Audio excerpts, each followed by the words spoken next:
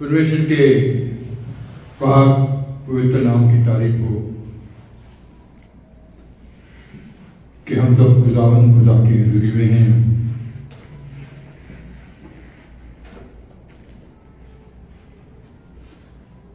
बीते 2 शनिवार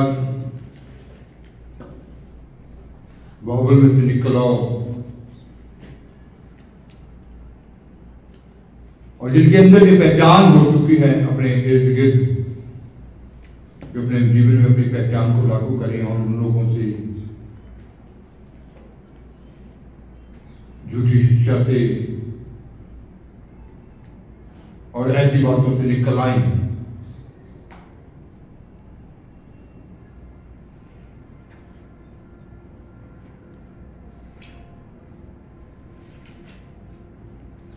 तो निकलना, जब इस्राएली लोग कनान के बीच में थे तब भी खुदा ने उन लोगों को अंतर्निहितता की आज्ञा नहीं दी।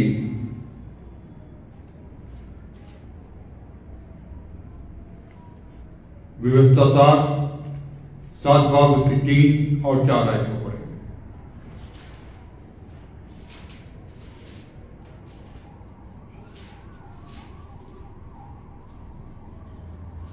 ना उन्हां नाल विआह करो, ना कोई उसके पुत्र नूं अपनी धी देवे, ना कोई अपने पुत्र दी उसकी धी लवे, क्यों जो वो तुहाडे पुत्रां नूं मेरे पिछे चलन तो हटा देणगियां, तां जो वो होरनां देवतियां दी पूजा करन अते यहोवा दा क्रोध तुहाडे उत्ते भड़के अते वो तुहानूं झटपट नाश कर देवे। और ना उनसे ब्याह शादी करना, ना खुदा ने इस्राएली लोगों को जब वो कनानी लोगों के बीच में थे ये बात कही कि कनानियों के साथ, उन लोगों के साथ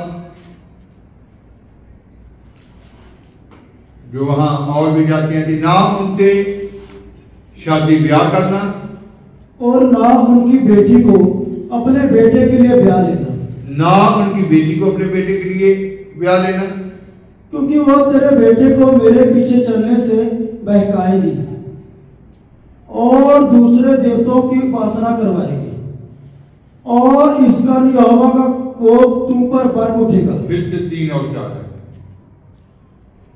और ना उनसे ब्याह शादी करना और ना उनकी बेटी को अपने बेटे के लिए ब्याह लेना, क्योंकि वो तेरे बेटे को मेरे पीछे चलने से बहकाएगी और दूसरे देवताओं की उपासना करवाएगी और इसका यहोवा का कोप तुम पर भड़क उठेगा और वो तेरा। पंजाबी में इसको फिर पढ़ेंगे दोबारा। ना उन्हां नाल विआह करो, ना कोई उसके पुत्र को अपनी धी देनी, ना उनके साथ ब्याह करो, ना उनके बेटे को अपनी बेटी देनी, ना अपने बेटे के लिए उनकी बेटी लानी, क्यों जो वो तुहाडे पुत्रां नूं मेरे पिछे चलन तो हटा देणगियां, तां जो वो होरनां देवतियां दी पूजा करन, क्योंकि वह तुम्हारे बेटियों को खुदावंद खुदा की उपासना करने से, खुदावंद खुदा की इबादत करने से रोक देंगी और देवी देवताओं के पीछे ले जाएंगी। हाँ जी। क्यों जो वो तुहाडे पुत्रां नूं मेरे पिछे चलन तो हटा देणगियां, तां जो वो होरनां देवतियां दी पूजा करन अते यहोवा दा क्रोध तुहाडे उत्ते भड़के अते वो यहोवा का क्रोध फिर आप लोगों के ऊपर क्या हो जाए? भड़के अते वो तुहानूं झटपट नाश कर देवे। खुदावंद खुदा तुम्हें झट से क्या करते? नाश करते। तो इसका मतलब है कि उन लोगों के बीच में रहते हुए खुदा ने उन लोगों को अंतर्निहितता की आज्ञा नहीं दी।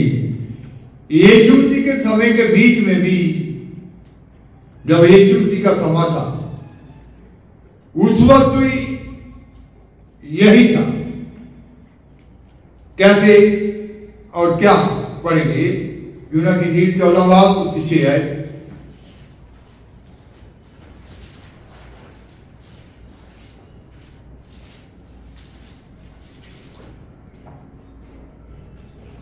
ਯਿਸੂ ਨੇ ਉਹਨੂੰ ਆਖਿਆ, ਰਾਹ ਅਤੇ ਸੱਚਾਈ ਅਤੇ ਜੀਵਨ ਮੈਂ ਹਾਂ, कोई मेरे वसीले बिना पिता के कोल नहीं होता। यीशु ने उससे कहा, मार्ग और सत्य और जीवन मैं ही हूँ, बिना मेरे द्वारा कोई पिता के पास नहीं पहुंच सकता। इस बात को ध्यान से समझना है, कोई मेरे बगैर। कब ये छुट्टी की बात कह रहे हैं? उन जातियों के समय के बीच, फरीसियों के समय के बीच, उन सदूकियों के समय के बीच, उन झूठी शिक्षाओं के बीच यीशु मसीह ने डट करके वो कहा कि मेरे बगैर कोई भी पिता तक पहुंच नहीं सकता। और आज कितने लोग झूठी शिक्षाओं के बीच मिक्स हुए हैं। यीशु मसीह ने यह साफ कहा, मत्ती की इंजील 23 बाब उसकी 13 आयत और 38 आयत।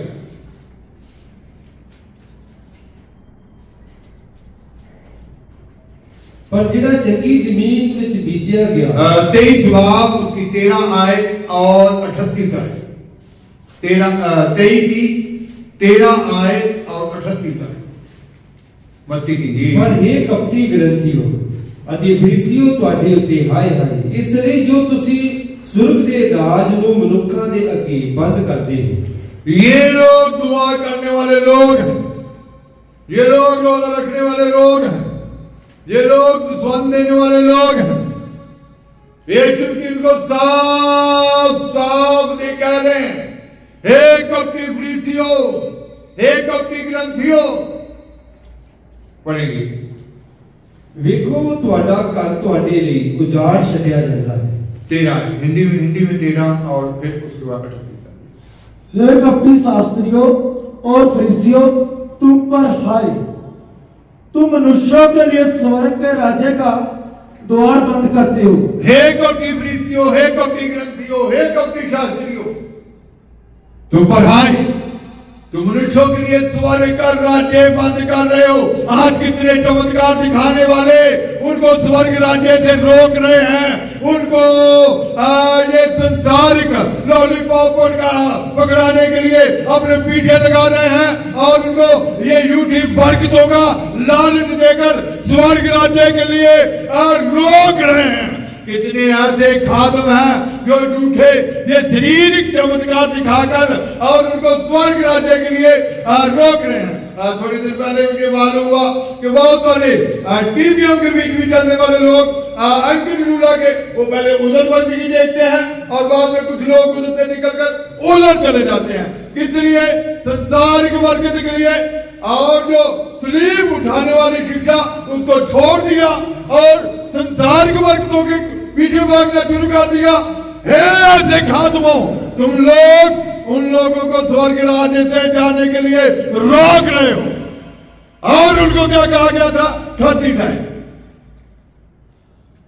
देखो तुम्हारा घर तुम्हारे लिए उजाड़ छोड़ेगा। देखो तुम्हारा घर तुम्हारे लिए उजाड़ ठहरेगा।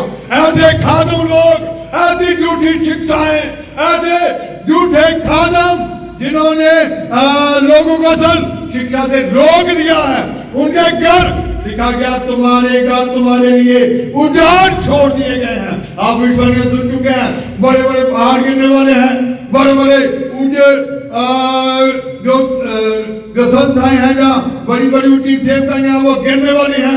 इसका मतलब उनके घर उजाड़ छोड़ दिए जाएंगे। उन्होंने जो स्वर्ग राज्य का रास्ता था उस रास्ते से उन लोगों को भटका दिया, असल तालीम असल शिक्षा से उन्हें मोड़ दिया और उनको सिर्फ शारीरिक बरकताएं, संसारिक बरकताओं की तरफ लगा दिया उनका ध्यान कि तुम लोगों को शारीरिक बरकत मिलेगी, संसार को बरकत मिलेगी। और बहुत सारे लोग गुमराह हो गए, और असल मार्ग को क्या कर दिया, छोड़ दिया।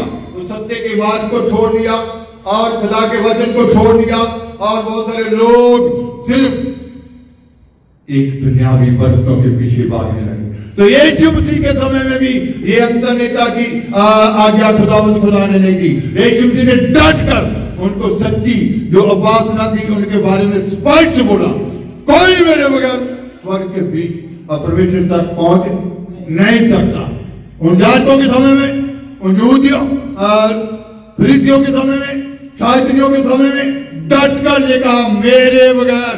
तो आज खरी शिक्षा वाले कौन कहेंगे कि इस तालीम के बगैर आप स्वर्ग में नहीं जा सकते? आज लोग मिक्स होकर चल रहे हैं। कौन ये डट कर कहेगा कि यही तालीम है जो रास्ता खुदा ने विश्वभक्तों के ऊपर प्रकट कर दिया, यही एक रास्ता है जिसको खुदा ने प्रकट कर दिया है।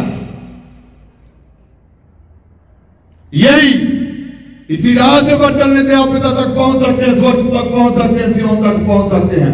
आज डटकर बोलने की बजाय लोग, जैसे आप सीख रहे हैं, 2 शनिवार में सीखा, लोग मिक्स होकर चल रहे हैं। उधर उन लोगों को भी खुश रखते हैं और उधर को भी। तो इसका मतलब है कि आज सही तालीम, सही शिक्षा का डटकर बोलना। यीशु मसीह ने उस वक्त पुराने नियम में भी उनको आज्ञा नहीं दी और नए नियम में भी आज्ञा नहीं दी। तो आज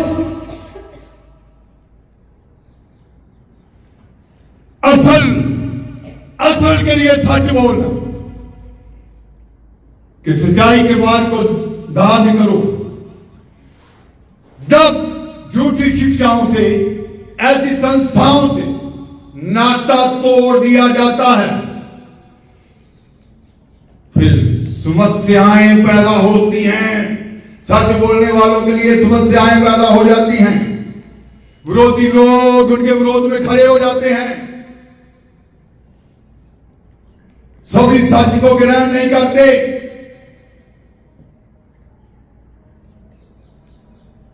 आज स्वर्ग राज्य में रोकने के लिए मसीह लोग ही हैं, गैर जातियां नहीं हैं। आज कितने झूठे प्रचारक सिर्फ दुनियावी बरकतों का लालच देकर उनको स्वर्ग राज्य से, सियोन से रोक रहे हैं। बहुत सारे गुमराह होकर खुदा के वचन से बाहर हो रहे हैं, खुदा के वचन को त्याग रहे हैं। तो जब आप ऐसी बातों से नाता तोड़ लेंगे तो आपके अपने ही आपके विरोध में खड़े हो जाएंगे।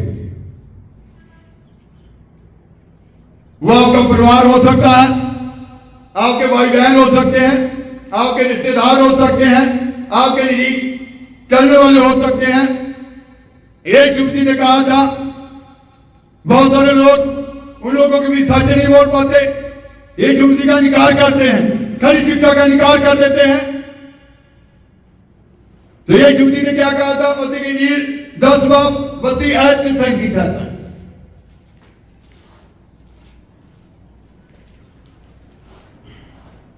उपरंत जो कोई मनुखा दे अगे मेरा इनकार करेगा, मैं भी पिता दे अगे जेड़ा सुर्ग विच है उसदा इनकार करांगा। पर जो कोई मनुखा दे अगे मेरा इनकार करेगा, मैं भी अपने पिता दे अगे जेड़ा सुर्ग विच है इनकार करांगा। ये ना समझो भाई मैं धरती उत्ते मेल कराउण आया, मेल कराउण नहीं सगों तलवार चलाउण आया हां। क्यों जो मैं मनुख नूं ओहदे पिओ तो ਅਤੇ ਧੀ ਨੂੰ ਉਹਦੀ ਮਾਂ ਤੋਂ ਅਤੇ ਨੂੰਹ ਨੂੰ ਉਹਦੀ ਸੱਸ ਤੋਂ ਅੱਡ ਕਰਨ ਆਇਆ ਹਾਂ, ਔਰ ਮਨੁੱਖ ਦੇ ਵੈਰੀ ਉਹਦੇ ਘਰ ਦੇ ਹੀ ਹੋਣਗੇ। ਜੋ ਕੋਈ ਪਿਓ ਜਾਂ ਮਾਂ ਨੂੰ ਮੇਰੇ ਨਾਲੋਂ ਵੱਧ ਪਿਆਰ ਕਰਦਾ ਹੈ ਮੇਰੇ ਯੋਗ ਨਹੀਂ, ਅਤੇ ਜੋ ਕੋਈ ਪੁੱਤਰ ਜਾਂ ਧੀ ਨੂੰ ਮੇਰੇ ਨਾਲੋਂ ਵੱਧ ਪਿਆਰ ਕਰਦਾ ਹੈ ਮੇਰੇ ਯੋਗ ਨਹੀਂ, ਅਤੇ ਜੋ ਕੋਈ ਆਪਣੀ ਸਲੀਬ ਚੁੱਕ ਕੇ ਮੇਰੇ ਮਗਰ ਨਾ ਤੁਰੇ। जो कोई मनुष्यों के सामने मुझे मान लेगा, जो कोई मनुष्यों के सामने उस सच को, खरी बात को मान लेगा नहीं। पवित्र आत्मा ने ये प्रकट कर दिया है, विश्ववक्ताओं ने जो विश्वानियां कर दी हैं, ये विश्ववक्ता विश्वानियां कर रहे हैं। असल क्या है? तो असल यही है जो मनुष्यों के सामने क्या करेगा? इकरार कर लेगा सत्य का, और जो मिक्स हो जाएगा, आज सुनना है ध्यान से, उनके गाल लिखा गया तुम्हारे लिए गाल छोड़ दिए गए। तुमने ना तो आप खुद स्वर्ग में, दूसरों को भी क्या कर दिया? रोक दिया। किसने? झूठी शिक्षाओं। तो जो कोई मनुष्यों के सामने मेरा इकरार करेगा, उस सच को बोलेगा, हाँ जी, उसे मैं भी अपने स्वर्गीय पिता के सामने मान लूंगा। उसे मैं भी अपने स्वर्गीय पिता के सामने मान लूंगा कि ये सत्य पर खड़ा रहा, ये खरी तलीम पर खड़ा रहा, जो पवित्र आत्मा ने इसको बोल दिया था उस पर ये खड़ा रहा, दृढ़ता से खड़ा रहा, ये टच से मस नहीं हुआ। हाँ जी। पर जो कोई मनुष्यों के सामने मेरा इनकार करेगा, खरी शिक्षा का इनकार कर देगा, उससे मैं भी क्या करूंगा? अपने स्वर्गीय पिता के सामने उसका मैं भी इनकार करूंगा। हाँ जी। ये ना समझो कि मैं ये सब लोग तुमसे प्यार करेंगे, जिनके जब आप खरी शिक्षा के साथ और झूठी शिक्षाओं से और झूठी संस्थाओं से आप जब पूरी तरह से नाता तोड़ देंगे, हो सकता है परिवार के अंदर कुछ लोग दूसरी तरफ जा रहे हो, कुछ लोग दूसरी तरफ जा रहे हो, जब उन लोगों से आप बिल्कुल नाता तोड़ देंगे तो वो ही आपके विरोध में खड़े हो जाएंगे। कैसे? ये ना समझो कि मैं पृथ्वी पर मिलाप कराने आया हूँ। मैं मिलाप कराने नहीं, पर तलवार चलवाने आया हूँ। मैं तो आया हूँ कि मनुष्य को उसके पिता से और बेटी को उसकी माँ से और बहू को उसकी सास से अलग कर दूं। मनुष्य के बैरी उसके घर के ही होंगे, उसके परिवार के लोग ही होंगे। जो माता या पिता को मुझसे अधिक प्रिय जानता है, वो मेरे योग्य नहीं। और जो बेटा या बेटी को मुझसे अधिक प्रिय जानता है, वो मेरे योग्य नहीं। तो इसका मतलब क्या है कि उन लोगों को प्यार नहीं करना है। प्रभु के वचन में ऐसा नहीं लिखा है।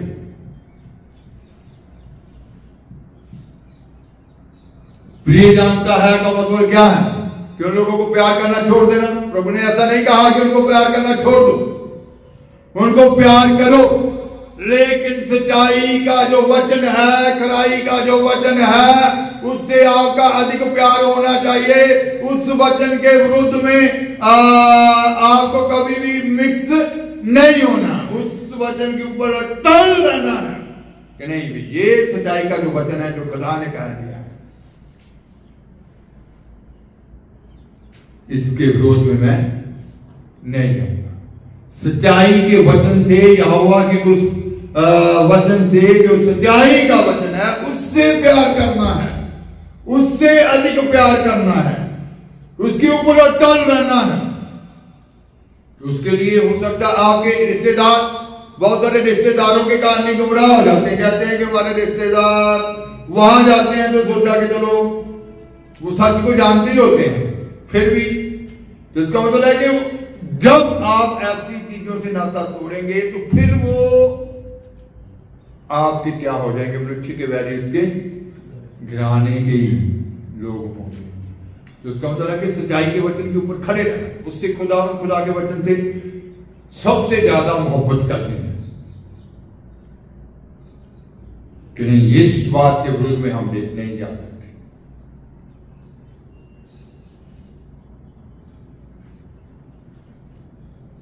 तो इसका मतलब है कि आज उन बातों से निकलना है, झूठी शिक्षाओं से निकलना है, बाबुल की जो शिक्षाएं हैं उनसे निकलना है। तो जब निकलना है तो फिर अपने ही विरोध में भी खड़े हो सकते हैं। हो सकता कितने लोग, बहुत सारे कलीसिया के बीच में भी बहुत सारी बातें ऐसे परिवारों के बीच में भी सुनने को मिलती हैं कि उनका परिवार ही ज्यादा खरी बातों के विरोध में, उनके विरोध में खड़ा हो जाता है। उनको दबाने के लिए। कुछ के बच्चे खड़े हो जाते हैं, कुछ के पेरेंट्स खड़े हो जाते हैं। तो आज बहुत सारे मसीहियों को परिवारों के द्वारा विरोध का सामना करना पड़ रहा है। क्यों? क्योंकि वो सत्य के ऊपर क्या हो गए? खड़ गए। लेकिन खुदा का जो वचन है, परिवारों के बीच में जो समस्या आ रही है, कितने लोग ये अपने घरों के बारे में ये बताते हैं कि हम खुदा के बीच में बढ़ना चाहते हैं, हम ज्यादा दुआ करना चाहते हैं, हम दुनिया के फैशन को छोड़ना चाहते हैं, या ये बातें नहीं करना चाहते, लेकिन परिवार ही कहता है कि तुम करो, ज्यादा दुआ में समय ना व्यतीत करो, संसार के बीच में भी मिक्स होकर चलो, संसार के बीच में भी रहना है। ऐसे बहुत सारे परिवारों के बीच में ये बातें उठती हैं कि सबसे मेल मिलाकर रखना चाहिए। तो ऐसी बातें उठती हैं। लेकिन परिवार के बीच में जब ऐसी बातें आती हैं तो क्या करना चाहिए हमें? बाइबल में लिखा है, पति पत्नी के बीच में भी, कई परिवारों के बीच में ऐसी झूठी शिक्षाओं के बारे में जब इंसान सच्चाई के वचन से मोहब्बत करता है तो झूठी शिक्षाओं से नाता तोड़ देता है, अधूरे ज्ञान से नाता तोड़ देता है, अधूरी बातों से अपना लिंक खत्म कर देता है। तो अगर पति पत्नी के बीच में भी ऐसा गड़बड़ी होती है, उलझन पैदा होती है, तो खुदा का वचन क्या कहता है? जैसे लिखा गया कि मनुष्य के बैरी उसके घराने के लोग ही होंगे, उसके परिवार के लोग ही होंगे। तो पति पत्नी के बीच में अगर ऐसी स्थिति आ जाती है तो क्या करना चाहिए? पहला करंथियों 7 बाब उसकी 12 से 16 है।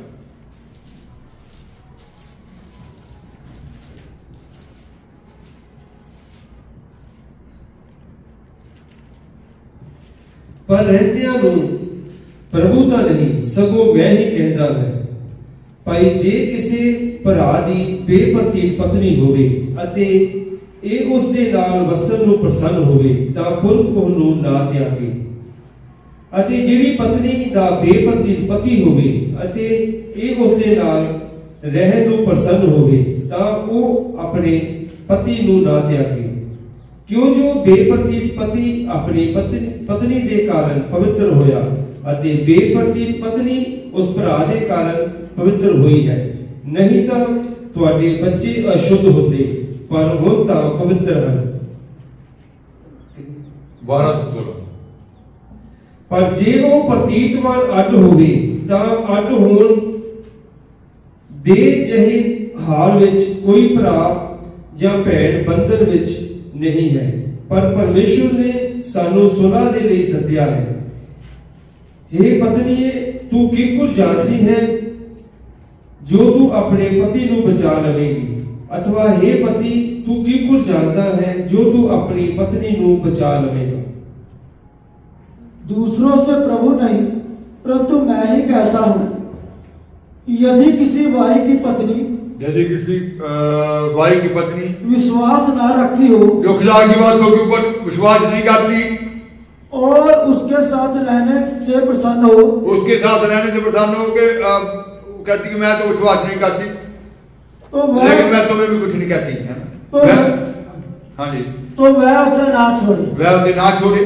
कई बार क्या होता है, कुछ लोग घरों में कई घरों में क्या इन्हीं बातों को लेकर झगड़ा हो जाता है कि ये खुदा की बात को नहीं मानती, मैंने इसके साथ नहीं रहना है। लेकिन खुदा का वचन क्या कह रहा है? वो रहने को प्रधान है तो वह उसको ना छोड़े। कुछ लोग दबाव डालते हैं कि नहीं खुदा की बात को मानो, ऐसे करो, लेकिन वो कहती कि मैं इन बातों के ऊपर विश्वास नहीं करती, तो वो झगड़ा करते हैं। झगड़ा नहीं करना, लेकिन क्या लिखा गया है? वह रहने के लिए प्रसन्न है, पत्नी रहने के लिए प्रसन्न है, तो वह उसे ना छोड़े। और जिस स्त्री का पति विश्वास ना, और कुछ पत्नियां खुदा के वचन के ऊपर इतनी स्थिर होती हैं, दृढ़ होती हैं, सच्चाई के ऊपर खड़ी होती हैं, लेकिन उनके पति विश्वास नहीं करते, बेप्रतीत होते हैं, और उसके साथ रहने से प्रसन्न हो, और पति कहता कि तू जो मर्जी कर, मैं तेरे साथ रहने के लिए ठीक हूँ। लेकिन पत्नियां अगर झगड़ा करेंगी, नहीं तू खुदा की बात नहीं मानता, मैंने तेरे साथ रहना नहीं है, तो ये खुदा के उल्ट है। हाँ जी, वह पति को ना छोड़े, वह पति को ना छोड़े। हाँ जी, क्योंकि ऐसा पति जो विश्वास ना रखता हो वह पत्नी के कारण पवित्र ठहरता है। जो पति विश्वास नहीं करता वो पत्नी के धर्म के कारण ही क्या ठहरेगा? पवित्र ठहरेगा। और ऐसी पत्नी जो विश्वास नहीं, अगर ये जिसकी पत्नी विश्वास नहीं करती, पति खुदा के वचन के ऊपर खड़ा है, उस पति के कारण ही पत्नी क्या ठहरी? पवित्र ठहरी। हाँ जी, पति के कारण पवित्र ठहरती है। हाँ जी, नहीं तो तुम्हारे बाल बच्चे अशुद्ध हो। तो एक के सच्चाई के वचन में खड़े रहने का उनके बाल बच्चे भी क्या होंगे? पवित्र हो जाएंगे। परंतु अब तो पवित्र है। अब क्या है? पवित्र है। अगर ऐसी बात होती फिर वो बाल बच्चे भी अशुद्धि होने थे। हाँ जी, आगे। परंतु जो पुरुष विश्वास नहीं रखता, यदि वह अलग हो तो अलग होने दो। अगर जो पुरुष विश्वास नहीं रखता तो कहता कि मैंने तेरे साथ रहना नहीं है, या तो खुदा को छोड़, फिर मैं तेरे साथ रहूंगा, नहीं तो मैं तेरे साथ नहीं रहना। तो फिर सच्चाई के वचन के ऊपर खुदा कहता है कि फिर दृढ़ रहना है। अगर वो अपनी मर्जी से लागू होना चाहता है तो फिर तू बनी है। ऐसी दशा में कोई भाई या बहन बंधन में नहीं। फिर आप कोई भी भाई या बहन बंधन में नहीं, कि खुदा ने ये कि खुदा के वचन से कभी भी अपने आप को अलग ना करे। परमेश्वर ने हमें मेल मिलाप के लिए बुलाया, लेकिन ये भी पौलुस कह रहा है कि परमेश्वर ने हमें मेल मिलाप के लिए बुलाया है। हाँ जी, क्योंकि हे स्त्री, तू क्या जानती है कि तू अपने पति का उद्धार करा लेगी? और हे पुरुष, तू क्या जानता है कि तू अपनी पत्नी का उद्धार करा लेगा? हे पत्नी क्या जानती है कि तू अपने पति का उद्धार छुटकारा करा लेगी? हे पति, तू जानता है कि तू अपने पति का छुटकारा करा लेगा? पहला मतलब 3 बाब उसकी पहली दूसरी है।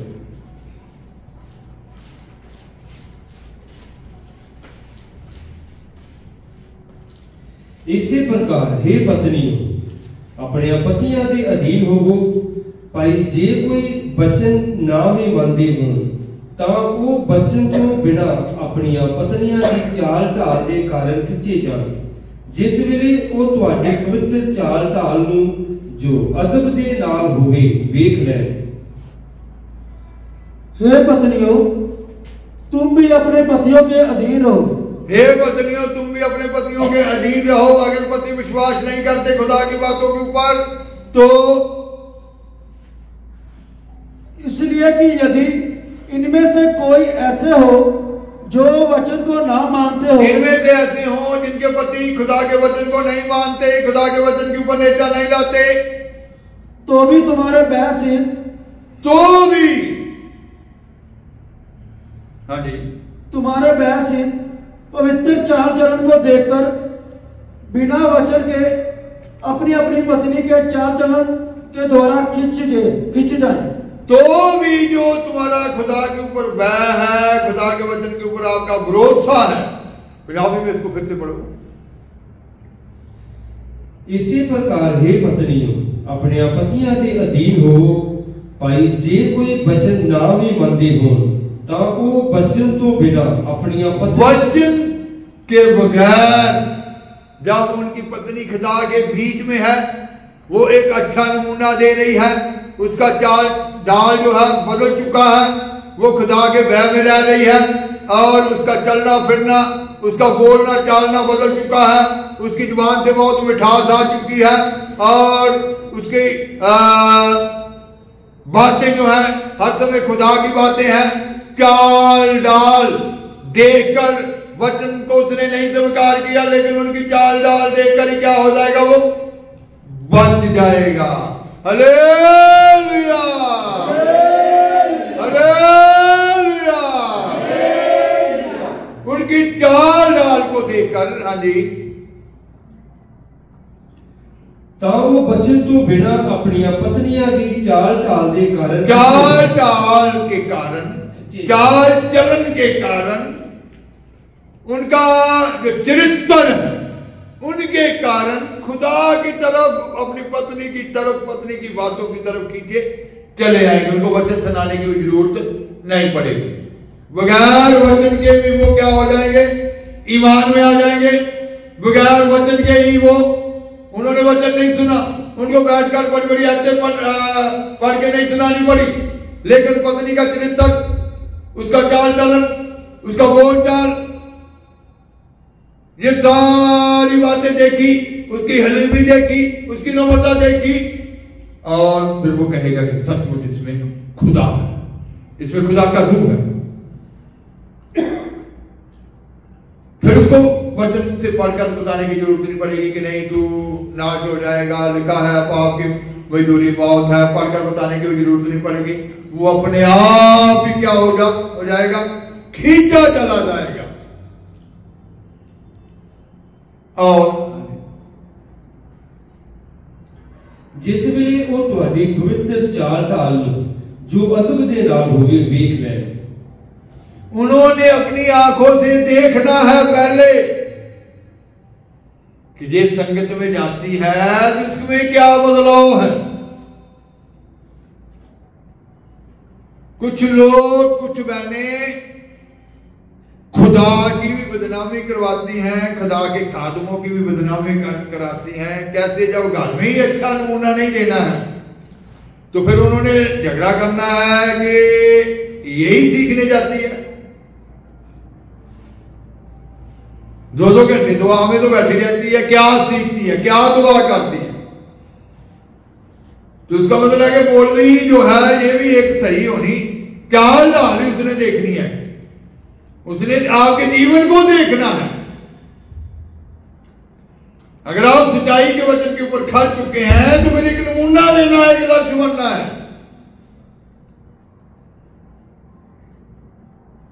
रोज तो जब सच के वचन के ऊपर कोई खड़ा होता है तो रोज तो एक बार होता ही है। परिवारों के बीच में, अपनों के बीच में से विरोध शुरू होगा। तो अगर आपका चरित्र सही नहीं है, आप संगत के बीच में बहुत अच्छा नजर आती हैं, व्हाइट सूट है, हाथ में पवित्र बाइबल है, और संगत के बीच में आप पाकू में ऐसे बातें हैं कि दूसरों को भी दो ऐसे बाजू मारने, दो कैसे बाजू मारने कि उसको मालूम पड़ जाए साथ वाले बैठे को इसके ऊपर भी पवित्र आत्मा आता है।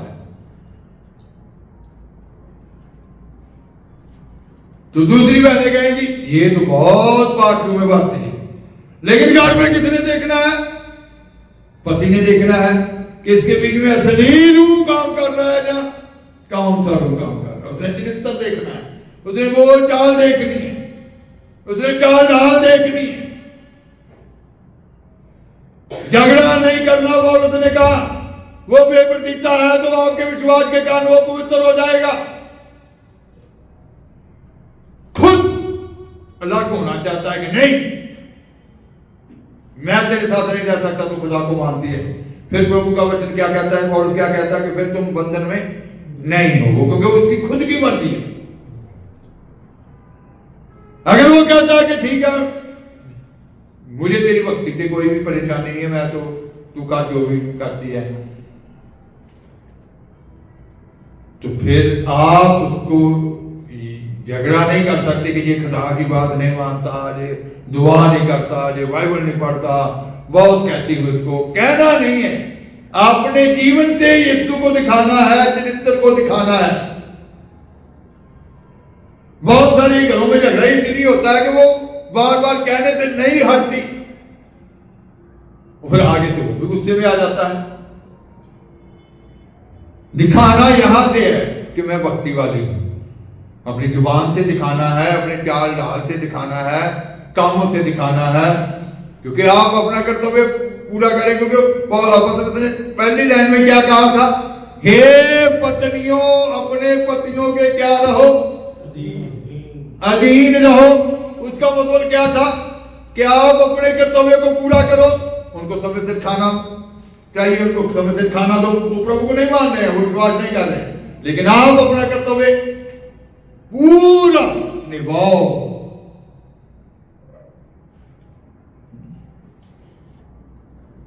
जब आप अपना कर्तव्य पूरा निभाएंगे तो आपकी चाल डाल, आपका चरित्र देखेगा, आपकी बोलचाल देखेगा, वो भी क्या करेगा, खींचा चलाएगा। किसके द्वारा? आपके जीवन को देखकर, आपके चरित्र को देखकर, आपके चाल चलन को देखकर। वचन की जरूरत नहीं पड़ेगी कि वचन उसको सुनाएंगे तो फिर वो बदलेगा। खुदा का काम जरूरी नहीं है कि हम ऊंची ऊंची दुआ करके करें या वचन सुनाएंगे, लेकिन अपना जीवन ही अगर सही दिखा दिया, जैसे वो वचन में भी लिखा है, जो कोई मुझको देखे सूरत वो तेरी देखे, जो कोई मुझको देखे सूरत वो तेरी देखे, आ जाए तेरे हजूर, हालेलुया, आ जाए तेरे हजूर, आए हैं तेरे हजूर। जो कोई मुझको देखे सूरत वो तेरी देखे, मेरे जीवन से तेरी सूरत नजर आनी चाहिए। तो यहां पति की बात हो रही है, अभी दूसरों की बात हो रही है। भजन में किसके बारे में लिखा है? जो भी कोई मुझको देखे, वो किसको देखे? मेरे अंदर से तू नजर आए, तेरी सूरत नजर आए, फिर तेरे हजूर वो अपने आप खींचा चलाए।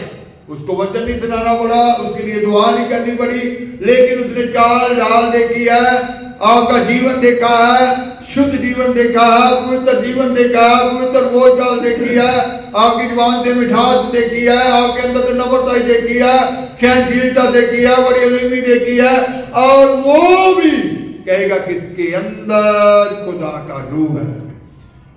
ये तो खुदा की रूह है। आ जाए तेरे हजूर। मुझे एक घटना पहले मैंने बताई है, वो घटना चाइना, रियल घटना है ये, चाइना की बात थी।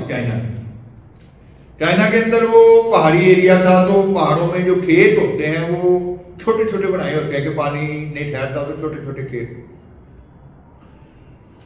तो विश्वासी खुदा का जन था, संगत में जाने वाला जन था, उसका खेत जो था ऊपर था, और नीचे जो था वो दूसरा जो खुदा के बीच में नहीं था, उसका खेत था। जब उसको शाम को उसने अपने खेत को पानी लगा कर आना, नीचे वाले ने उसको काट लेना, और वो सारा ऊपर ऊंचाई होने के कारण वो उसका नीचे था, वो सारा पानी उसके खेत में आ जाना। उसने जाकर देखना कि उसके खेत में तो पानी गया ही नहीं। विश्वासी ने जाकर देखना, उसने अगले दिन फिर लगा लेना कि चलो कोई बात नहीं, हम प्रभु के लोग हैं, हमें क्षमा करना चाहिए, झगड़ा नहीं करना है।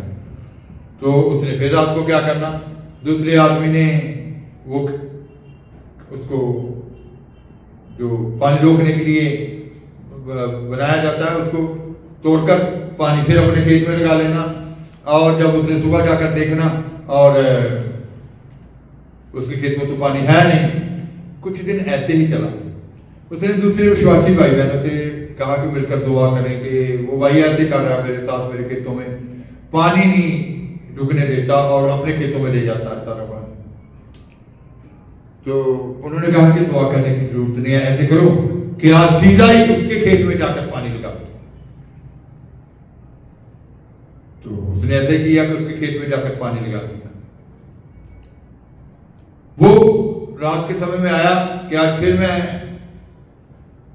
पानी तोड़कर अपने खेत में लगा लूंगा। तो जब उसने आकर देखा कि पानी तो पहले ही उसके खेत में आ रहा है, वो बहुत हैरान हुआ कि मैं इतने दिनों से इसको परेशान कर रहा हूं, उसको गुस्सा नहीं आया, इसने झगड़ा ही नहीं किया। वो सीधा उनके घर में गया। तो जब वो गया तो उधर विश्वासी दूसरे विश्वासी में बैठकर दुआ करे। उसने कहा कि कौन से खुदा को मानते हो, किस खुदा को मानते हो? आज के बाद मैं भी उसी खुदा की बंदगी करूंगा। तुझे गुस्सा आना चाहिए था, गुस्सा आया ही नहीं। तुझे झगड़ा करना चाहिए था, तूने झगड़ा किया ही नहीं। कहां से खुदा को मानते हो? आज से मैं भी इसी खुदा की बंदगी करूंगा। Hallelujah, hallelujah. तो यही पतरस भी, पौलुस भी कहना चाहता है कि पत्नी की चाल डाल के कारण ही वो क्या करेंगे? खींचे चले आएंगे। उनकी बोलचाल से, उनके व्यवहार से वो पवित्र ठहर गए हैं, क्योंकि वो खुद रहने के लिए प्रसन्न है। वो पत्नी के कारण वो भी क्या ठहरे? पवित्र ठहरे।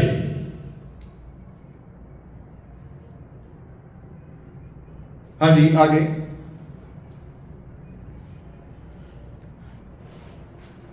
पूरा कर दो तो दूसरी आयत को।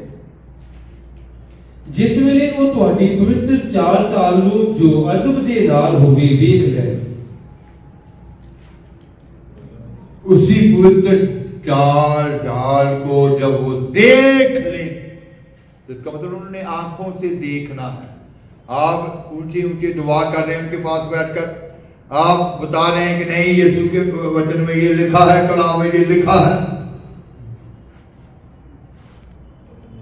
कि यीशु मसीह के नाम के ऊपर तो विश्वास करेगा तेरी दारू छूटेगी, दुआ करेगा तेरी दारू छूटेगी। लेकिन यहां उन्होंने कहा कि तूने अपना चाल डाल दिखाना है, वो देख कर ही बदल जाएंगे। मेरा अपना तजर्बा है, बहुत सारी पत्नियां, जब बहुत सारे पति इसीलिए नहीं बदलते, कुछ लोग नशे क्यों कर रहे हैं? चाल डाल अच्छी नहीं होती, चरित्र अच्छा नहीं होता। अगर पत्नी का चरित्र अच्छा नहीं है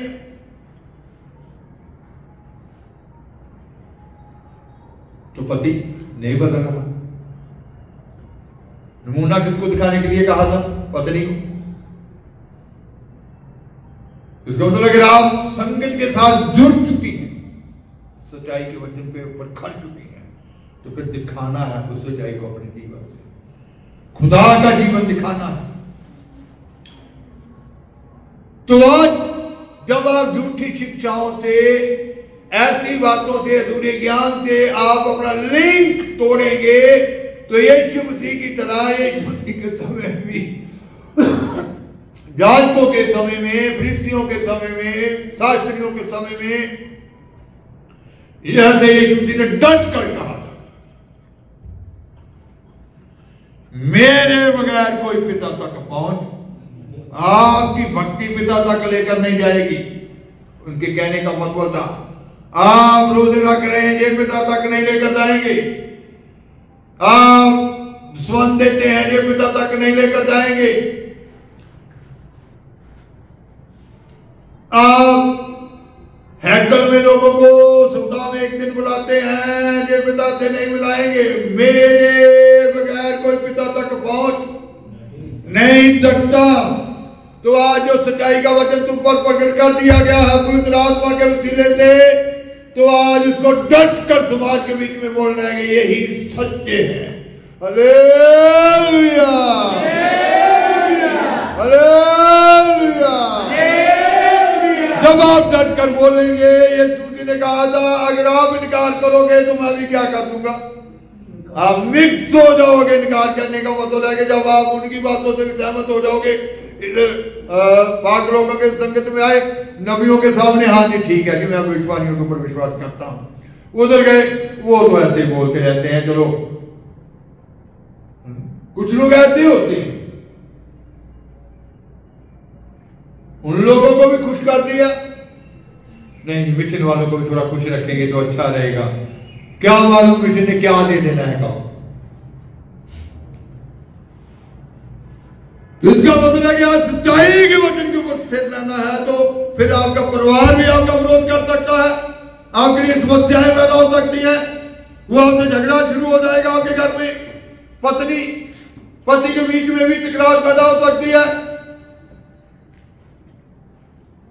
लेकिन पौलुस क्या कहता? रोमियो 8 बाब उसकी 38-39 है।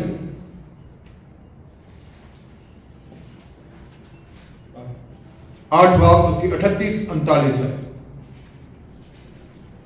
क्यों जो मैंने प्रतीत है पाई ना मौत ना जीवन ना दूत, ना हुकूमता, ना वर्तमान अवस्था, ना होने वाली अवस्था, ना शक्तियां, ना ऊंचाइयां, ना डूंघाइयां, ना कोई होर सृष्टि परमेश्वर के उस प्रेम तो जिहड़ा मसीह यीशु साडे प्रभु विच है सानू अड कर सके। क्योंकि मैं निश्चय जानता हूं, मैं जानता हूं, ये बड़े विश्वास के साथ मैं जानता हूं, हाँ जी, कि ना मृत्यु, ना मृत्यु, ना जीवन, ना जीवन, ना स्वर्गदूत, ना स्वर्गदूत, ना प्रधानताएं, ना प्रधानताएं, ना वर्तमान, ना वर्तमान, ना भविष्य, ना भविष्य, ना सामर्थ, ना समर्थ, ना ऊंचाई, ना ऊंचाई, ना गहराई, ना गहराई, और ना कोई और सृष्टि हमें परमेश्वर ना कोई और सृष्टि हमें परमेश्वर के प्रेम से, सच्चाई के वचन से, जो हमारे प्रभु यीशु मसीह में है, अलग कर सकेगी। कोई भी ऐसी वस्तु नहीं जो परमेश्वर के वचन से, उस प्रेम से, सच्चाई के वचन से जुदा कर सकेगी। तो इसका मतलब है कि सच्चाई के वचन से कोई भी, ना मौत, ना जीवन, ना स्वर्गदूत, ना कोई शक्ति नहीं, समर्थ, लिखा ना समर्थ हुई,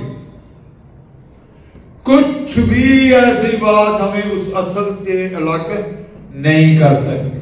तो इसका मतलब है कि ऐसे लोगों से निकलना है। जब आप निकलेंगे, सच्चाई बोलेंगे, खराई बोलेंगे, हो सकता है आपके लिए उन चीजों से कट करने के कारण आपके लिए समस्याएं भी खड़ी हों, लेकिन यीशु मसीह की तरफ दृढ़ हो जाना है कि नहीं, जो खुदा ने कहा है वही अटल है, वही सत्य है,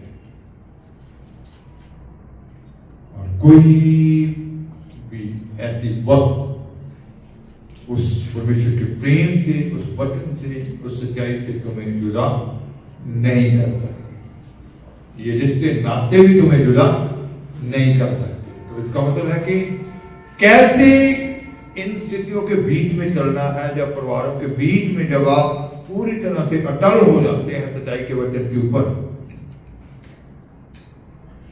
तो फिर कैसे उनका सामना करना है। जैसे आज आपने खुदा के कलाम से देखा है, तो आपको विजय मिलेगी, आपको जीत मिलेगी, और वो परिवार के दूसरे लोग भी उन बातों को स्वीकार करेंगे, वो आपके कारण ही खींचे चले जाएंगे। आंखें बंद करेंगे, दुआ करेंगे।